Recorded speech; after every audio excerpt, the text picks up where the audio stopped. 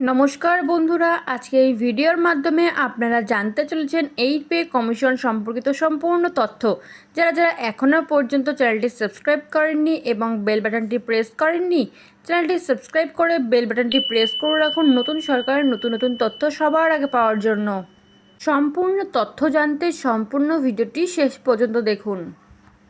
বেতনের 100%ই পাবেন পেনশনে। অষ্টম বেতন কমিশনের সামনে বড় সুপারিশ। বয়সের সঙ্গে সঙ্গে বাড়বে টাকার পরিমাণ। অষ্টম বেতন কমিশনকে ঘিরে কেন্দ্রীয় সরকারি কর্মী ও পেনশনভোগীদের মধ্যে প্রত্যাশা ক্রমশ বাড়ছে।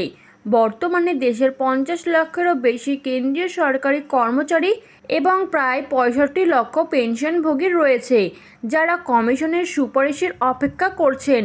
মূল্য বৃদ্ধি ও জীবনযাত্রার ব্যয় হিসাব করে বেতন ও পেনশনের সংশোধন আনার লক্ষ্যে গঠিত এই কমিশনের সুপারিশ আগামী দিনে লক্ষ লক্ষ পরিবারের আর্থিক অবস্থায় গুরুত্বপূর্ণ প্রভাব ফেলতে পারে।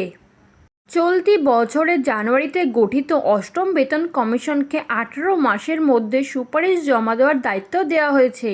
এরই মধ্যে কমিশন বিভিন্ন কর্মী সংগঠন, পেনশনভোগী সংগঠন এবং অন্যান্য অংশীদারদের সঙ্গে আলোচনা চালাচ্ছে। সেই আলোচনার অন্যতম গুরুত্বপূর্ণ বিষয় হিসেবে উঠে এসেছে বয়সভিত্তিক পেনশন বৃদ্ধির দাবি। পেনশনভোগী সংগঠনগুলির প্রস্তাব অনুযায়ী বয়স বাড়ার সঙ্গে সঙ্গে পেনশনের পরিমাণও ধাপে ধাপে বৃদ্ধি করা উচিত। প্রস্তাবে বলা হয়েছে 65 বছর বয়সে শেষ প্রাপ্ত বেতনের 70%, 70 বছরে 75%, 75 বছরে 80%, 80 বছরে 85%, 85 বছরে 90% এবং 90 বছর বা তার বেশি বয়সে 100% পর্যন্ত পেনশন দেওয়া যেতে পারে। এর ফলে প্রবীণ নাগরিকদের চিকিৎসা ও দৈনন্দিন ব্যয়ের চাপ অনেকটাই কমবে বলে মনে করা হচ্ছে। ন্যাশনাল কাউন্সিল জয়েন্ট কনসালটেটিভ মেশিনারির কর্মী সংগঠনও পেনশন কাঠামোর বড় পরিবর্তনের দাবি তুলেছে। তাদের প্রস্তাব অনুযায়ী বর্তমান 50%-এর পরিবর্তে পূর্ণ পেনশন শেষ প্রাপ্ত বেতনের 67% করা হোক।